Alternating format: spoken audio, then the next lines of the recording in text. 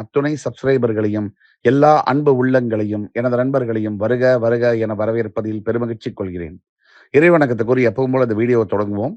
வக்ரதுண்ட மகாகாய சூரியகோடி சமப்பிரபக ஹவிக்னம் குருமே தேவ சர்வ காரியேஷு சர்வதா. தென்னாட்டுடைய சிவனே போற்றி, என் நாட்டவர்க்கும் இறைவா போற்றி. அன்பர்களே, நண்பர்களே, என் உயிரினும் மேலான விருச்சிக ராசி பெருமக்களே, உங்கள் அத்துணை பேரையும் சந்திப்பதில் மிக்க மகிழ்ச்சி கொள்கிறேன்.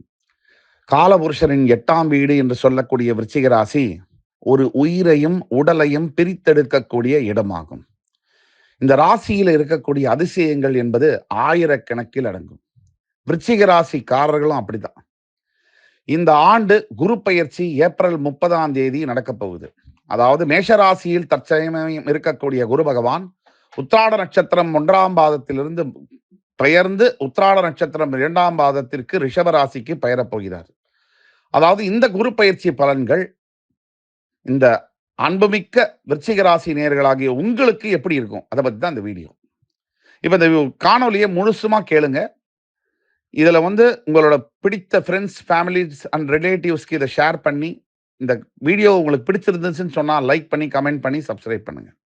ஆனா ஒரு சின்ன கண்டிஷன், யாருக்கு நம்பிக்கை இருக்கோ வாழ்க்கையில அவங்க மட்டும் இதை கேட்டா போதும். நம்பிக்கை இல்லாதவர்கள் இப்பவே இந்த வீடியோவையோ இந்த ஆடியோவையோ விட்டு வெளியில போயிடலாம்.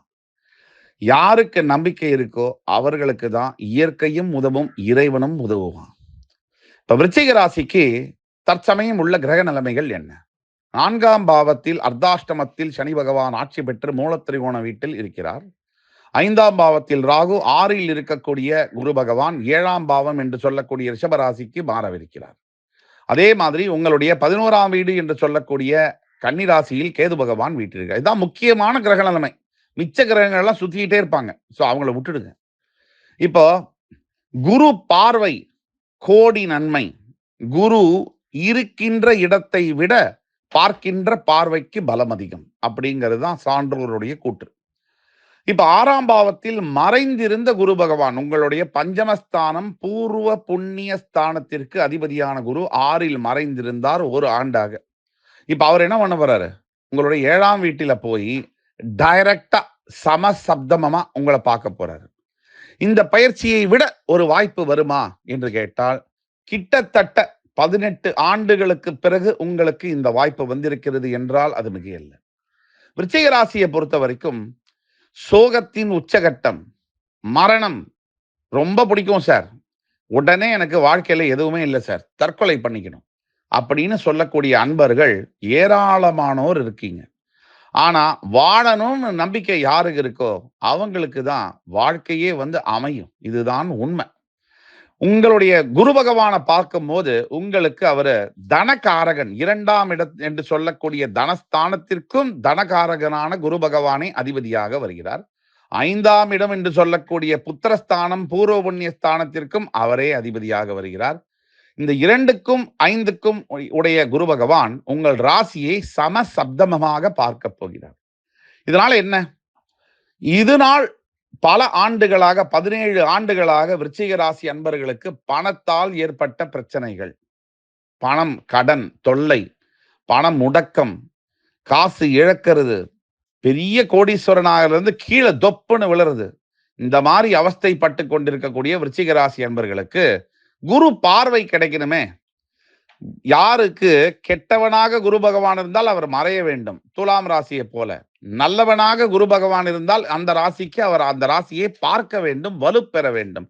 நண்பன் வலுக்கணும், எதிரி வலு விழக்கணுங்கிறதான விதி.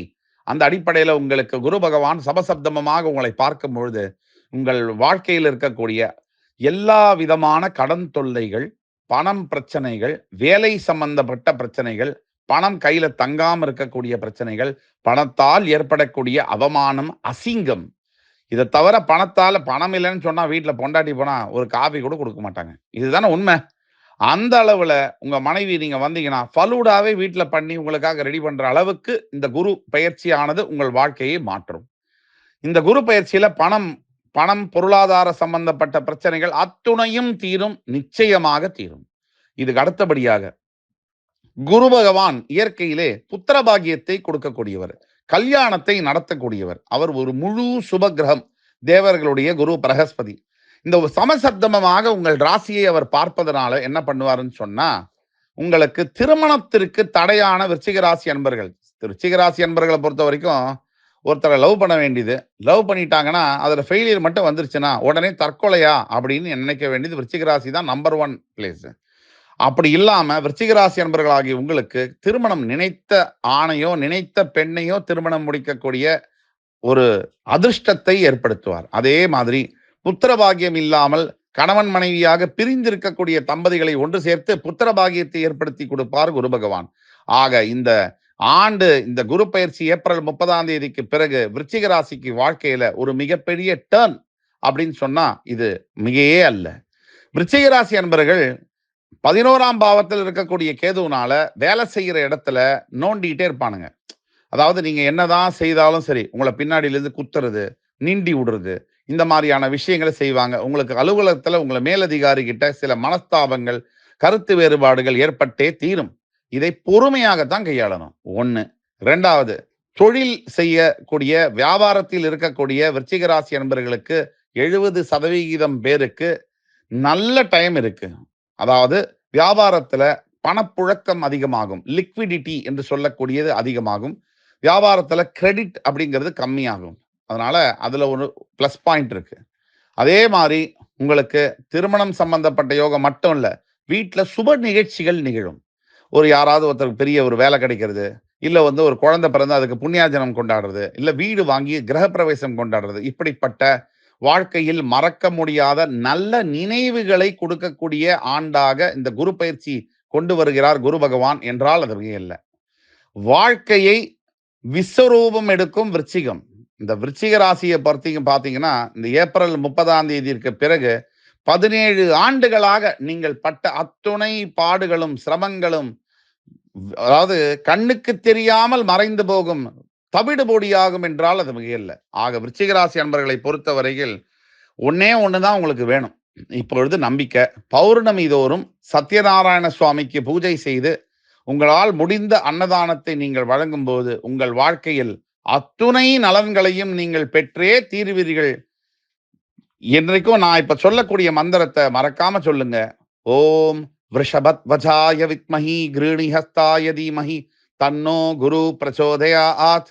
இந்த மந்திரத்தை மறக்காம ஒரு நாளைக்கு 21 முறை ஜபம் செய்து வரும் பொழுது உங்கள் வாழ்க்கையில் நீங்கள் நினைத்த நல்ல காரியங்கள் அத்துணையும் நிறைவேறும். இறைவனை உங்கள் பக்கம் சார்.